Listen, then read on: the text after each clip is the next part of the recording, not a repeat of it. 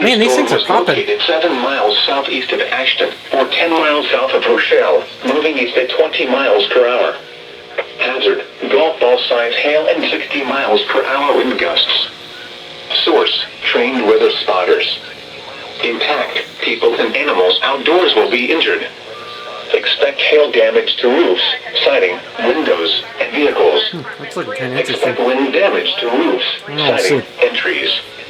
Locations impacted include Paw Paw, West Brooklyn, Compton, Lee, and Stewart. For your protection, move to an interior room on the lowest floor of a building. Torrential rainfall is occurring with this storm and may lead to flash flooding. Do not drive your vehicle through Oh, it's on this roadways. channel. Why is it on here?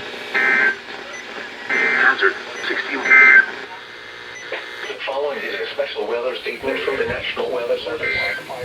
Strong thunderstorms will infest northeastern Winnebago County through 5:15 p.m. At 4:22 p.m. Doppler radar was tracking strong thunderstorms.